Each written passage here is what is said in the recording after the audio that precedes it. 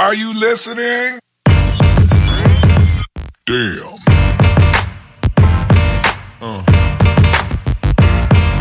What's up mga kabigote? It's me, Bigote Speed Moto Vlog. Once again, I'm back. And for today's video, samahan nyo ko dahil ako ay pupunta ng Bohol. Pupunta ko ng Baclayon. Pero bago ako makakarating sa Baclayon, dadaan muna ako ng Tubigon. Medyo kinakabahan ako dahil ako lang ang mag-isang babiyahe ngayon. At hindi lang yan, ito ay night ride. Kaya good luck to me. First time ko talagang ganito na biglaan yung desisyon na umuwi sa Bohol. Something terrible happened kaya kailangan ko umuwi talaga. At biglaan yung pagkuha ko ng ticket. Lahat biglaan, hindi ako nakapaghanda. But anyway, lagi naman tayong handa kasi everyday tayo bumabiyahe. At laging kondisyon ng ating motor. Syempre, ito yung pinaka-importanting gamit paglalakbay na ito ngayon. Ang ating Yamaha X-Max 300 fully paid. Anyway, so much for that. Nga pala hapon na ako umalis ng bahay kasi alam ko target ko na anong oras ako makakarating sa pier, kaya hindi ako nag-aalala. Kaya lang talagang naipit ako sa traffic dito sa Mandaue, pero no worries, control ko pa rin yung aking sarili, aking motor, aking speed, aking pag-iisip at lahat ng mga tao sa aking paligid. Control ko sila, kaya walang dapat ipag-alala. I'm chill, I'm cool, I'm ready to go. I know my time, I know my ways, I know what I'm doing, and I know everything about my thing. Ano daw? Anyway guys, chill lang ako talaga kasi alam ko talagang darating ako sa tamang oras, kasi yung sasakyan kong barko, yung Light Cat 2, yun yung sabi ng pinsan ko, yung pinakabago, pinakamagandang sakyan, may VIP pa. Tignan natin mamaya kung may VIP pa talaga yung Light Cat 2, at malaki yung barko. Kitang-kita nyo naman yung araw, palubog na guys, nasa Cebu pa ako. Ano ba naman to? Pero nasa pier na ako niyan, kita mo yan. Tapos mamaya mamamakyaw ako ng, ano ba yung binili ko? Alam mo yung mga delicacies, or alam mo yung mga sikat na pagkain dito sa Cebu, yung ampaw, saka yung ano ba yung isa, nakalimutan ko eh, pero dyan ako bumili kay ate o dyan sa dulo, kasi gusto ko yung binibilang ko honest. So naging honest siya sa price, so wala akong problema. Kita mo yan si ate, shout out. Diyan kayo bumili kay ate kasi honest siya, at saka meron pa siyang binigay sa akin na free. Free yan ha. Talking about free, naalala ko tuloy yung isa, ampaw at saka utap yung binili ko dyan. Napakasarap talaga ng utap dyan, at saka yung ampaw, talagang ampaw talaga. Kaya dyan ako bumili kasi alam kong magugustuhan to sa aking pupuntahan. Kaya bumili ako ng marami. Punong-puno yung motor ko, pati yung top box ko, pati yung U-box ko puno. Kita mo naman yung dala ni ate, oh, dalawang supot, punong-puno ng dalawang supot, tapos marami pang freebies. Nako, kung ako sa inyo, pag nakapunta kayo sa pier na ito, Pier 3, pupunta kayo dyan at puntahan nyo si ate. Shout out yan, oh, beautiful ate, oh, dami niya binigay sa akin. Kaya naman untik nang hindi magkasya sa motor ko lahat. Yan, nagtanong pa, oh, magtatanong pa yan, vlogger kayo sir? Ano tingin mo ate? Kanina pa ako nagbibideo dito, tapos ngayon mo lang tinatanong. O, tapos tingnan mo naman yung page ko ate ha, ate follow mo dahil andyan yung mukha mo, oh. Makalmot ka pa, oh, parang kunwari, oh, patingin-tingin, hindi naman magkakain. Bus na ang pera, bus na aking pera kasi binili ko na ng utap. Ate, make sure you follow my page para makita mo tong vlog na to, at baka naman sumikat ka, masikat ka pa sa vlogger. Maraming salamat sa iyo ate. Hanggang sa muli, at ako'y aalis na. Sayonara. Hindi pala, Diyan lang pala ako sa pier.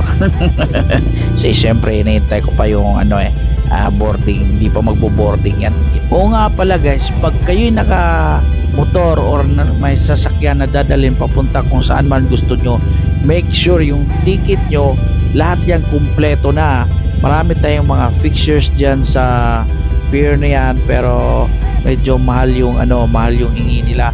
But ako personally, ako talaga ang bumili ng ticket, ayos sa lahat, pati yung kita mo naman wala nang problema ako kasi kumpleto yung ticket ko meron ako terminal fee, kumpleto na yan lahat, kaya mo yan. Huwag ka nang maniwala dyan sa mga fixtures sa labas kasi hingihan ka lang ng maraming pabor dyan, pera. Syempre babayad ka ng pera, kaya syempre malapit lang naman yung kuhanan ng ticket, nandun lang sa labas tapos dito mo lang kuhanin yung para sa sasakyan mo, tapos wala na, ayos na, tapos balik ka na lang sa hapon o sa gabi para hindi ka masyadong malate. Tapos ganito lang, dalawang security lang dadaanan mo, check lang nila yung yung documents mo. Pag kulang yan, hindi ka makakapasok talaga, babalik ka at kukunin mo yung kulang mo doon. Pero ako hapon pa lang kinumpleto ko na yan lahat para lang hindi ako magka-problema sa ganitong mga panahon. Kasi syempre full pack ka na, naka-gear ka na, meron ka ng mga damit, lahat yan, tapos iiwan mo yan, tapos naka-helmet ka, tapos babalikan mo lang yung terminal fee. Nako, wag na, aksaya lang ng oras. At yun na nga guys, andito na yung barko ko. Ayan, magtatanong ako dyan kung boarding na ba kasi nakalatag na yung damyo nila, pero unfortunately hindi pa pwedeng pumasok, kaya tumambay muna ako ng saglit dyan sa labas at nag-ayos-ayos at tumitingin sa kapaligiran. Pero hindi rin nagtagal, ayan na, ini-start ko na ang aking motor kasi tinawag na ako, ready for boarding na, kaya posisyon na tayo doon sa dulo kasi meron pang mga sasakyan na pumapasok. But anyways, pag nakamotor ka lang, okay lang yan, mas mabilis ka makapasok, mabilis kang makalabas, palagi kang nauna, pero dito kasi hindi masyadong maraming passenger o kumbaga hindi masyadong maraming sasakyan, kaya pag ready na yung boarding, pwede ka nang pumasok anytime. Ayan kita mo naman medyo madulas dito, kaya dandan na ako kasi unang-una sa lahat hindi ko talaga alam kung saan ako pupunta. Dito na ako sa loob, kaya lang wala nagka-guide, kaya patingin-tingin muna ako kasi hindi ko alam talaga. Pero nakita ko yung may motor na nakapark dyan sa unahan, doon na rin ako nagpark. The only thing is medyo langanin yung parking ko, kaya kasi dito parang may hump yan dyan meron siyang kita mo yan, malalim, kaya yung gulong ko sa harap at saka sa likod sakto lang talaga, kaya ang hirap iangat mamaya pagdating. At ayan na guys, excited na akong umikot-ikot dito sa loob, makita yung mga sinasabi ng VIP. So first time ko dito sa Lightcap to at napaka-impressive na barko, malinis, malawak at mabait yung mga crew. Kita mo naman kung dito sila na overalls, uniforms, may naayos lang ako saglit. Ayan parang may drone ako Anyway guys, I'm using my Insta 360 X3. Napakaganda talaga for vlogging, kita mo naman yan. Parang meron akong tagano kita mo yung anino. Parang akong tanga dyan But anyways, papasok na ako sa loob. Ang kagandahan lang nito guys, pag meron kang sasakyan, yung driver free na. So ako nakamotor lang, free na ako. Pero yung accommodation mo is economy, doon sa pinakataas, hindi siya aircon, pero maliwalas pa rin kasi malaki. Mamaya ipapakita ko sa inyo. Ayan, ito yung entrance niya papunta doon sa taas. Dito naman sa taas, yun yung parang kumbaga tourist nila. Ayan, malawak at saka maganda yung area natin at maliwalas kasi malamig yung aircon. Akit pa sana ako niyan kaya lang tinamad ako kaya umupo muna ako dito, tapos nag-ayos-ayos lang ako ng konti. Pagkatapos ayan na, larga na sa pagtutour. Ito yung receiving area nila at ito naman yung tourist. Napakaganda nito guys kasi mayroon siyang lamesa dyan sa gilid, pwede ka mag-charge, at doon naman sa dulo yung tinatawag nilang VIP. Sabi daw VIP, hindi ko nga alam kung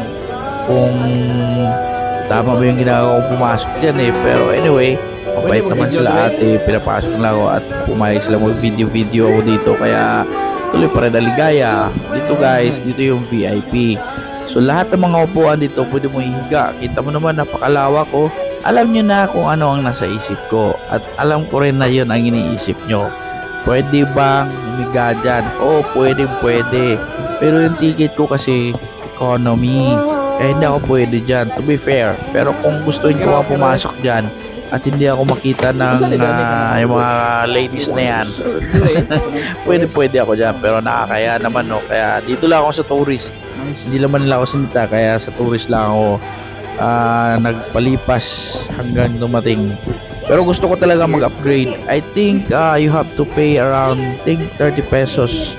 Hindi lang ako sure pero nagtanong ako nun eh, nakalimutan ko lang. Kaya lang wala pang masyadong tao, kaya tumambay na ako dyan. Tapos syempre mamaya punta na ako doon sa kung saan ako talaga upo, doon sa economy. Pero sadyang masarap talaga tumambay sa aircon kasi nakakapag-relax ka. Alam niyo bang pawis na pawis ako niyan dahil galing ako sa biyahe. Kaya pagpasok ko diyan talagang parang nasa mainit na lugar ako, tapos bigla akong tumalon sa malamig na tubig. Yan yung pakiramdam, kita mo yung mukha na yan, no?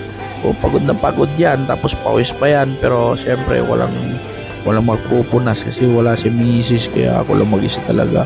Pero doon, nahiya na ako doon kasi panitingin na sila ni kuya sa akin. Kaya umakit na lang ako dito sa taas kung saan talaga ako narapapan sa economy kasi free lang naman yan. Pero wag ka, kasi yung economy nila napakalawak, saka napakaganda ng mga upuan. Kaya lang sobrang dikit naman. Alam mo naman yan, no? Yung mga dumi-dumi dyan sa gilid, kita-kita na eh. Joke lang kuya. O yan, no? Alam nyo guys, dito pa lang sa barko, I'm trying to figure out kung saan ako dadaan kasi maraming pwedeng pagdaanan. Pero yung sabi ng pinsan ko, pinaka-safest way ay dumaan sa parang coastal road siya hanggang makapunta ako o makarating ako ng Tagbilaran. Kasi doon sa daanan na yon maraming mga bahay, maraming dumadaan sa sasakyan. So pagka nagka-problema yung motor ko, maraming pwedeng tumulong sa akin. Pero medyo malayo-layo yun. Pero hindi naman masyadong malayo kumpara sa isang daan. Kaya lang yung isang daanan namin ay medyo madilim at saka walang masyadong tao. Pero maganda yung ano natin maganda yung dadaanan natin, puro siminto yon, kaya walang problema. Kaya lang pagka nagkaberya ka, masyadong madilim doon at walang masyadong sasakyan na dumadaan, yun yung problema dyan. At yun na nga, nakapagpahinga na ako ng sandali at ang barko ay dumating agad sa tubigon at tinawagan ako yung mga drivers na bumaba na kasi i-ready na namin yung aming mga sasakyan. Pero ako nakapag-vlog pa rin, ayan, kasi hindi pa lubat eh. Anyway guys, sobrang aga namin lumabas, so medyo madilim pa yung deck nila kasi parang ano pa to parang maneuvering pa so pinababa na kami, safe naman. At yun na nga, okay na, tumawag ko ng dalawang seafarer dyan kasi hindi ko talaga maangat yung motor ko kasi yun nga, parang hump yan dyan so sakto lang yung gulong. So shoutout sa dalawang tumulong sa akin na crew ng Lightguard 2. Napakabait nyo talaga, anytime, anywhere pwede kayong tumulong sa sino man ang nangihingi ng tulong dyan. Ano daw? Ay, gabi na kasi ngayon, gusto ko na matulog. But anyways, dumating na ako sa tubigon. Dumating ako ng gutom na gutom kasi alam mo na, hapon na ako umalis doon, hindi ako kumain. Naisipan ko talaga kumain, kaya lang nag-iisip din ako kung anong oras ako makakarating sa Banglayon kasi hindi ko pa talaga alam at hindi ako sanay sa daan at hindi rin ako sanay sa night ride. But anyway, I have my auxiliary light, I have my stock light, so I think it's more than enough yung ilaw na yon kasi maliwanag na maliwanag talaga. And dito kinakabahan talaga ako kasi first time ko talaga night ride at ibang lugar. Hindi ko kabisado yung lugar, but more on ano rin, thrill, di ba? Kasi mag-isa lang ako. And of course, at the same time, I'm also praying na sana maging okay lang yung biyahe ko tonight kasi talagang first time ko sa lugar na umiyahe ng ganitong oras.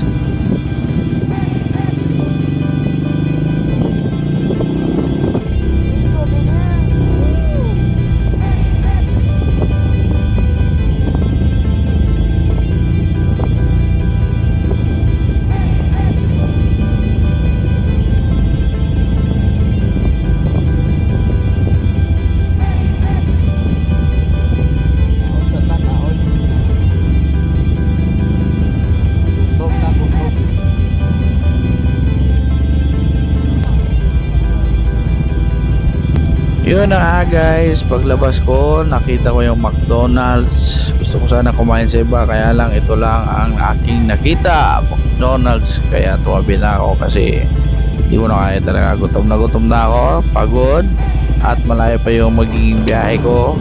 At pagpasok ko pa sa McDonald's, electronic yung order, tapos makit yung ulo ko kasi hindi ko kabisado yan.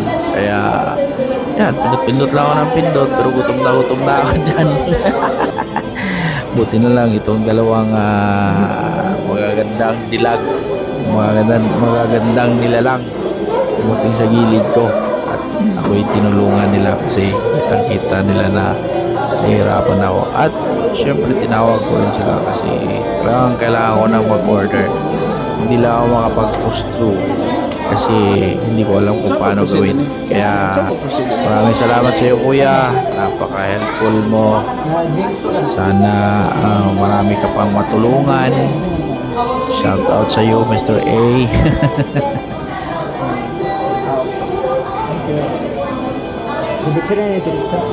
Dana.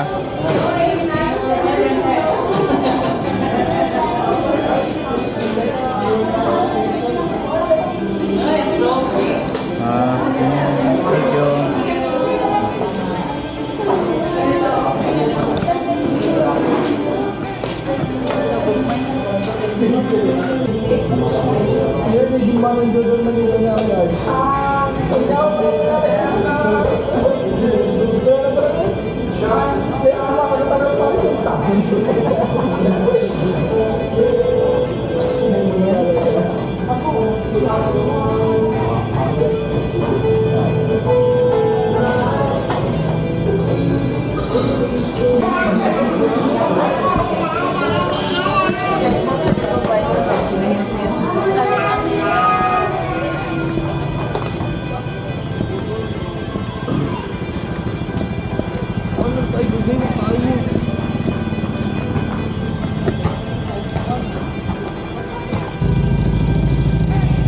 Ayan na, ready to go. So sineset ko lang yung GPS ko dyan, kaya lang sabi ko parang alam ko kung paano lumabas dito.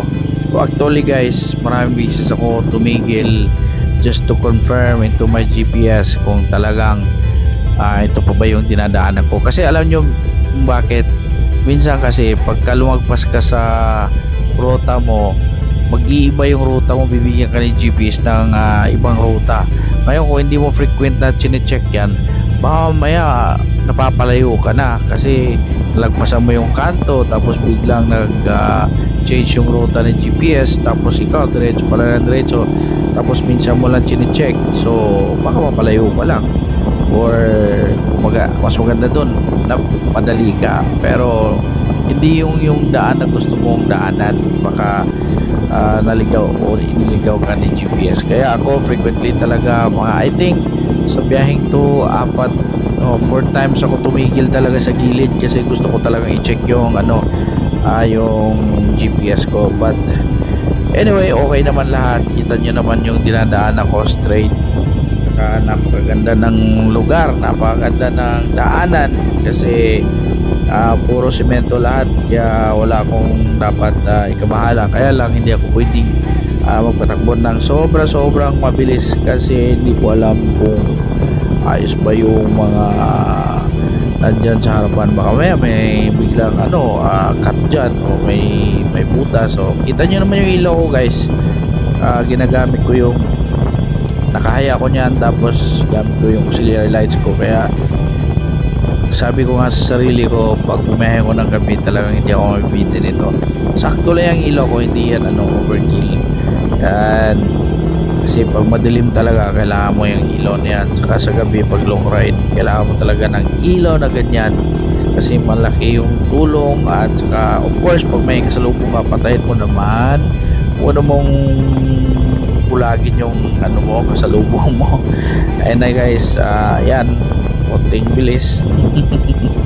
Konti lang yan, konting bilis lang yan. Hindi ako lumalagpas ng mga 130, 120, gano'n. 100 lang ata o 80, gano'n lang yung takbo ko minsan 100. O, kita mo yan guys, napakadilim dyan. Kung wala kang ganyan, stuck lang gamit mo, napakahirap. Kaya much better na rin na mayroon kang auxiliary light. At yung naman auxiliary light ko ay ginagamit ko lang sa mga lugar kung saan ko kailangan. At yun na nga, nandito na ako sa Tagbilaran. Hindi ko alam, Tagbilaran na pala to. Ayun kaya lang lumingon-lingon ako. Uy, familiar tong lugar na to uy. Kasi alam nyo guys, dito ako nag high school. 4 years ako tumira dito. Kaya alam ko yung mga kanto. Kaya lang sa tagal kong nawala dito, ang daming nabago, Ito ata yung mall quality dati. Kami tumatambay, tapos basket pa dati sa baba. Kaya lang ngayon iba na talaga, minsan-minsan na lang ako nakakauwi ng Bohol. At yun nga, marami mga nagbago, marami ring nandyan pa rin. Ito nga pala yung plaza nila guys sa Tagbilaran. So dati pag sumasakay mo na ako ng jeep papuntang Baclayon, dito yung parang terminal niya. At ito naman yung katedral ng Tagbilaran. Yan guys, napaka-religyoso ng mga Boholano guys, for real. Dati pagkatapos ng school namin, pupunta kami ng simbahan, nagsisimba kami sa hapon bago kami uwi ng bahay. Ganon kami ka-religious, yung mga Boholano guys. Kaya shoutout sa inyo mga Boholano. Sa ngayon guys, yung dinadaanan ko ay papunta ng Baclayon yan, galing ng Tagbilaran. So sa highway pa rin ako dumaan kasi mas safe at saka maraming pwedeng tumulong sa'yo. At mas para sa akin, mas enjoyable yung dadaanan ko kasi marami akong makikita mga pagbabago ng Baclayon. Hindi ko nga inaasahan na marami na pala mga establishment na aking madadaan papuntang Baclayon Kasi dati talagang wala pero ngayon dami na, may mga I think mga restaurants, mga kainan, dami na. Dati Baclayon to Tagbilaran ka lang makakapag-enjoy, pero ngayon kahit hindi ka pa dumating, kita mo yan ganda niyan. Kahit hindi ka pa dumating ng Tagbilaran, pwede ka na mag-enjoy kasi meron ka ng maraming mapapasyalan. Yan yung sa Baclayon yan na guys, papunta na ako sa bahay namin. Ayan na, kita mo naman yung ilaw na yan, talagang kitang kita. Takot ka pa bumiyahe sa gabi pa niyan. Ayan na yung bahay namin guys, sa right side. Yung pala pumunta ako dito guys kasi namatay yung tito ko, yung kapatid ng mama ko. Kaya bigla yung pagpunta ko dito. Hindi na nga ako nagsabi na pupunta ako sa gabi na yan kaya lang I think yung kapatid ko tumembre na dyan, kaya alam nila na darating ako. Pero thankfully maayos yung biyahe ko at hindi naman siya umulan, okay lang. Anyway, thanks for watching guys. Second video naman yung pauwi ko from Bohol to Cebu. Babus! Are you listening? Damn.